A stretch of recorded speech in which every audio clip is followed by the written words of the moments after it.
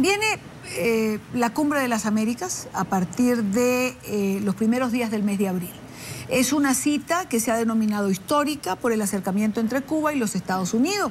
Pero ahora resulta que Venezuela entonces le roba protagonismo a Cuba, porque también van a estar pendientes de si Maduro le da la mano a Obama, o qué pasa con Obama, o qué pasa con el decreto. Pero es coherente con la política norteamericana. Estados Unidos, creo que cuando tomó esta decisión hace aproximadamente un año, por lo menos con la información que tenemos, quiere desactivar los problemas y el discurso histórico que tiene con Cuba, pero necesita un nuevo adversario. Si uno mira lo que ha sido la política exterior norteamericana desde Harry Truman en el 47, especialmente cuando saca la ley de seguridad nacional y convierte a Estados Unidos en el gran garante de la democracia a nivel internacional, y Dani, ellos siempre tienen alguien a quien enfrentar, porque les permite no solamente movilizar recursos internos en materia de asistencia, sino particularmente tener la capacidad de manejar cierto tipo de relaciones e impulsar la vigencia de los derechos humanos. En esa medida suelta Cuba, pero empieza un proceso bien interesante con Venezuela, pero es un proceso que, si no es acompañado por algún país en América Latina con la cabeza de Colombia, difícilmente va a llegar a buen puerto, porque en un año, si no pasa nada, ten la absoluta certeza que el tema de Cuba ya hace parte de la historia. Y muchos de los profesores de relaciones internacionales, los analistas y muchas otras personas van a buscar otro nicho de trabajo. Pero Cuba va a ser siempre importante. Pero Venezuela, ¿qué va a pasar? Si nadie respalda lo que hizo Estados Unidos, si nadie pone la cara, ni nadie se arriesga, y Dania, podemos repetir este programa con Thais dentro de un año.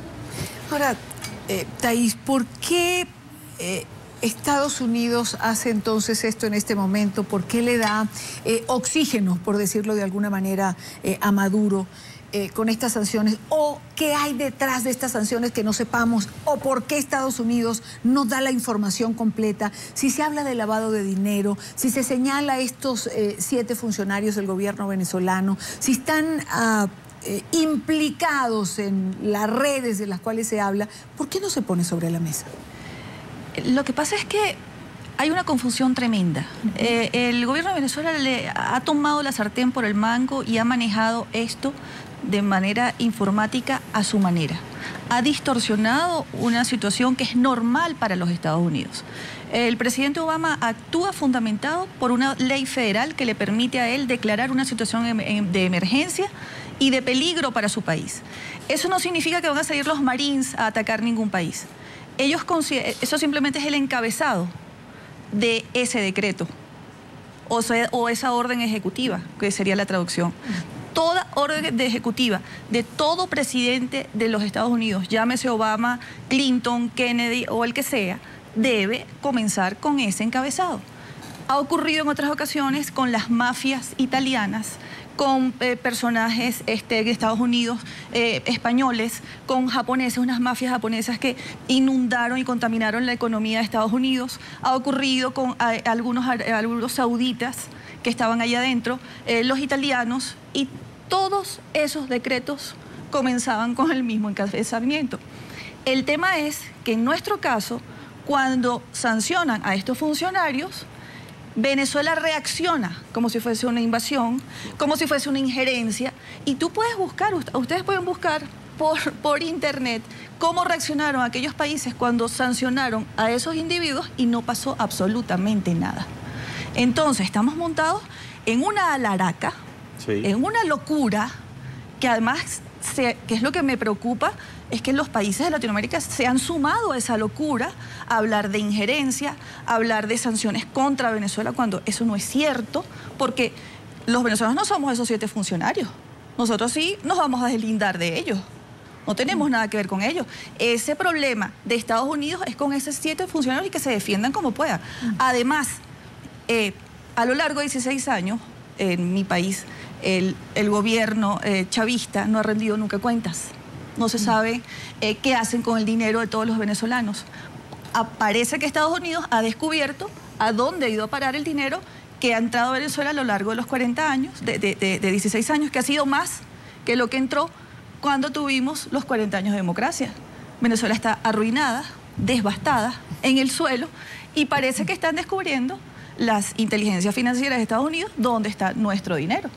Entonces, los países latinoamericanos están en pro del pueblo de Venezuela o están salvando a estos 7 funcionarios, porque no es contra Venezuela y hay que repetirlo hasta el cansancio.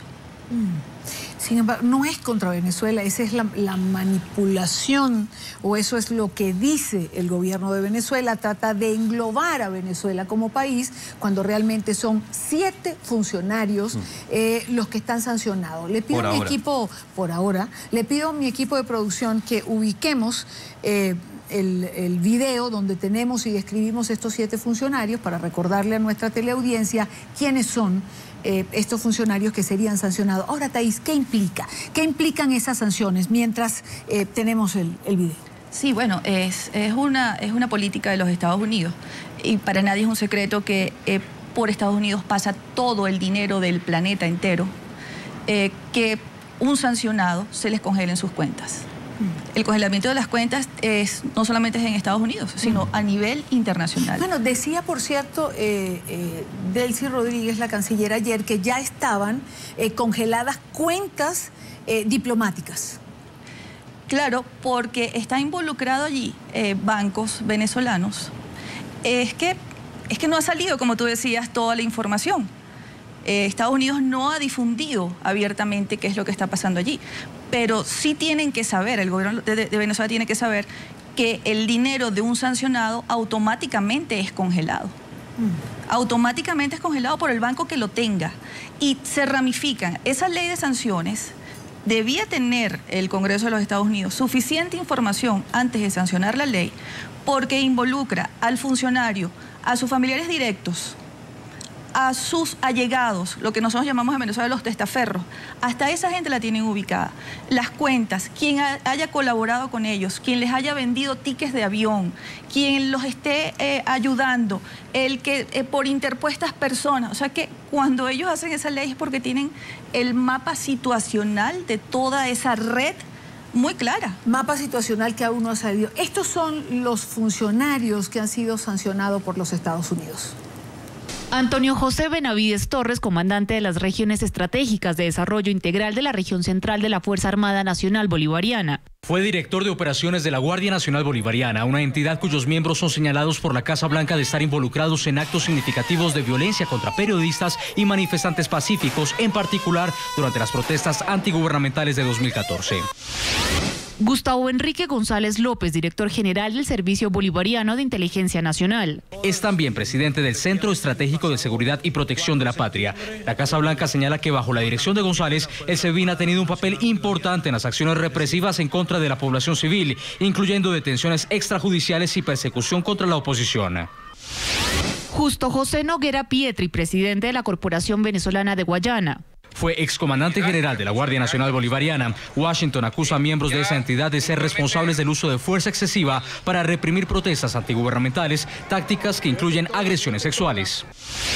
Caterina Yarid Harrington Padrón, fiscal nacional del Distrito 20 del Ministerio Público. Es la fiscal que, según resalta la Casa Blanca, ha acusado a varios miembros de la oposición, incluida la exdiputada de la Asamblea Nacional María Corina Machado y el alcalde metropolitano de Caracas, Antonio Ledesma, del delito de conspiración por un supuesto plan golpista. La administración Obama asegura que sus acusaciones fueron hechas basándose en correos electrónicos fraudulentos.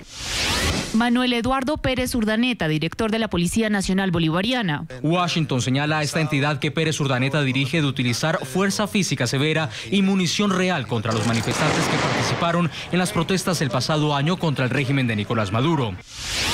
Manuel Gregorio Bernal Martínez, jefe de la 31ª Brigada Blindada de Caracas de la Armada Bolivariana de Venezuela. La Casa Blanca recuerda que Bernal fue el director del Servicio Bolivariano de Inteligencia de Venezuela cuando el 12 de febrero de 2014 miembros del SEBIN abrieron fuego contra manifestantes antigubernamentales, matando a 2 personas cerca de la sede del Ministerio Público en Caracas.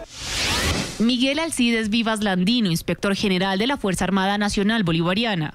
Washington nos señala de ser responsable o cómplice de participar directa o indirectamente en actos de violencia durante las marchas antigubernamentales del 2014. Estos son los sancionados por los Estados Unidos.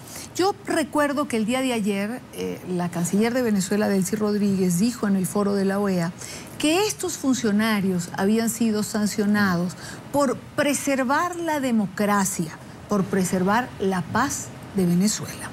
Yo quiero un comentario de ambos. Voy a comenzar con Thaís por ser venezolana, por haber vivido esos días que comenzaron el año pasado de protestas el 12 de febrero.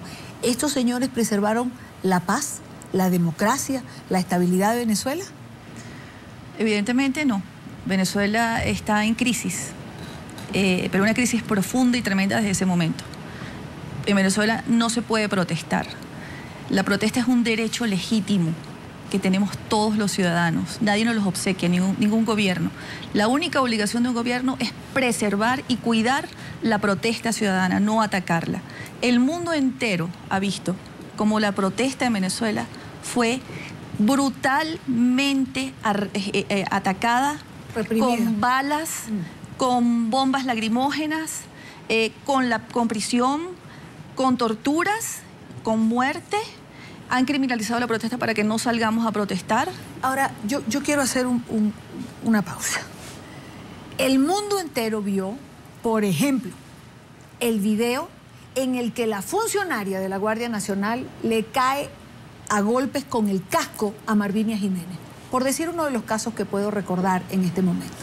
El mundo entero escuchó al joven que declaró en este canal 2 o 3 días después de que lograron sacar de donde estaba detenido para hacer un examen médico, al joven que declaró que había sido violado con un fusil. El mundo entero vio cómo a los jóvenes se los reprimió, como dice Thaís Peñalver.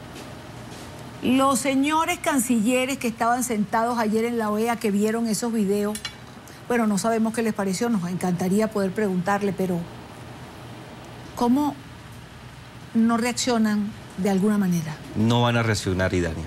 Yo creo que existe consenso, hasta en las fuentes más cercanas al chavismo, que en Venezuela se violan de manera flagrante, sistemática los derechos humanos, que se toman decisiones para afectar a un número importante de líderes de la democracia para que no tengan la oportunidad ni siquiera de actuar. Y si es necesario destruir su dignidad, también toma las decisiones y está documentado. Pero es que el tema no es ese, Idania. El tema es que hasta que los presidentes, 3 o 4, no tengan la suficiente capacidad para lanzar una posición completamente diferente, nadie va a decir nada. Y ese es el gran drama, porque si fuera simplemente... Bueno, pero entonces no es un foro político, es un foro de negocio. Estamos negociando la democracia o la conveniencia de cada uno. No, Idania, el foro funciona. Recuerda que todos los foros, sin excepción en el mundo, giran en torno del consenso. Aquí no se trata de ser un foro económico. Si fuera un foro económico, yo mido mediante una tabla si se cumple o no se cumple, como si fuera un PIG, y se tomaría la decisión. Pero es todo lo contrario, Idania, el foro funciona.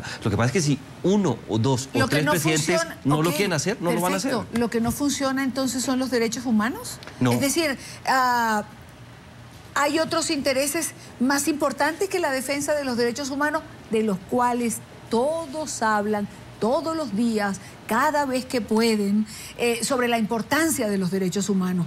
Pero al final uno se pregunta, ¿importantes para quién? ¿O importantes para qué?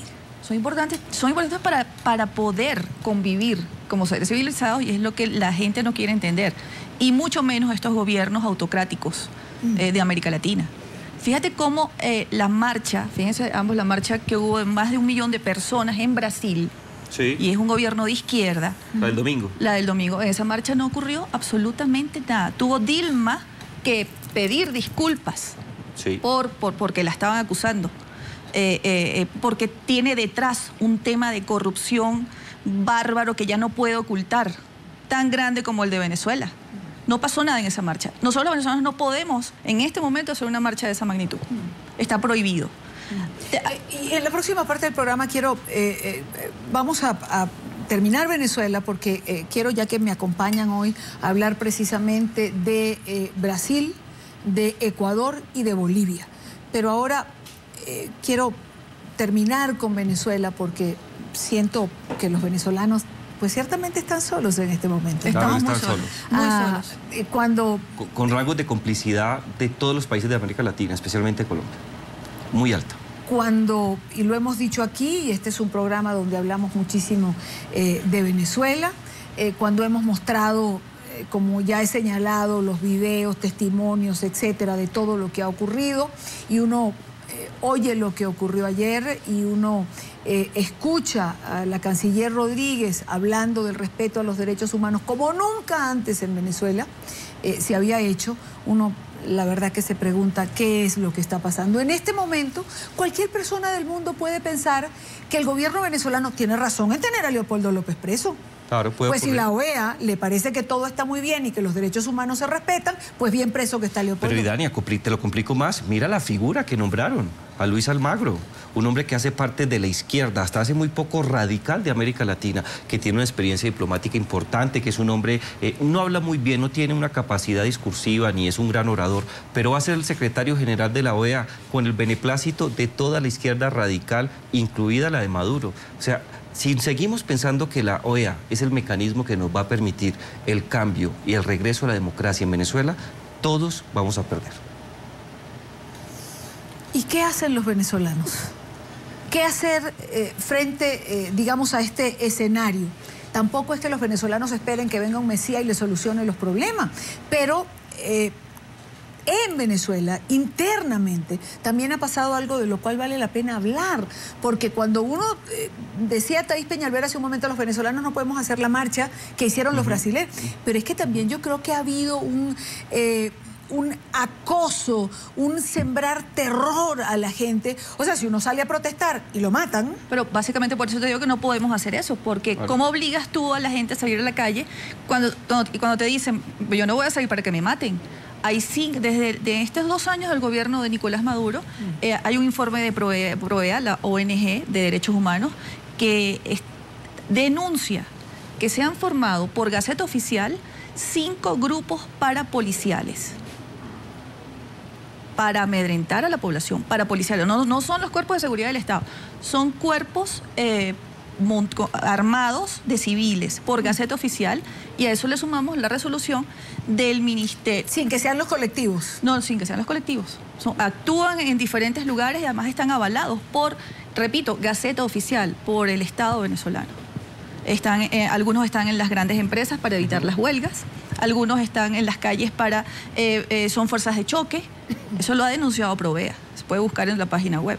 Además de la famosa resolución. 5 cuerpos parapoliciales. Yo no tenía información, no tenía conocimiento, tampoco. Pero ¿a dónde lleva eso? Pues yo creo que lleva simple y llanamente a... Ya no estamos en el tema de la criminalización de la protesta social, porque ese tema creo que ya dio sus frutos en términos de Maduro. Ahora se llega a un estado que es mucho más grande, en donde no hay tolerancia con la crítica, pero la tolerancia no se refleja en eso, sino que todos van a la cárcel o se eliminan en el campo de confrontación. Es la etapa final de una dictadura, ¿no? Yo les voy a narrar o voy a compartir con ustedes una experiencia personal el día domingo, donde asistí a una misa a la cual me invitaron, porque era una misa que se ofrecía por Venezuela. Y al término de la misa, yo tuve la oportunidad de escuchar, como todos los que estábamos en esa iglesia, el testimonio de una joven que tendría unos entre 30 y 34 años, con un niño pequeño de 2 o 3 años. Ella salió huyendo de Venezuela con lo que tenía puesto y con el niño. Ella es de una zona popular de Caracas, de Catia, donde recientemente fueron asesinados un joven y una muchacha, simple y llanamente por pertenecer a lo que ellos mismos denominan la resistencia, porque son disidentes. ¿Por qué los mataron?, le pregunté. Para que todos los demás aprendan, me contestó. Claro. Y tuve que salir porque si no salgo, me matan. Esa es Venezuela. Eso es lo que Venezuela está viviendo. Hoy, esa es Venezuela. A nosotros en Venezuela nos queda un solo líder político libre, que no significa que tenga libertad plena, porque todos nuestros líderes políticos a lo largo de 16 años han sido cercenados. La oposición venezolana ha sido podada como un bonsái. Ser disidente en Venezuela, ser opositor, es motivo para que te lleven a la cárcel sin ningún tipo de prueba, sencillamente ser opositor.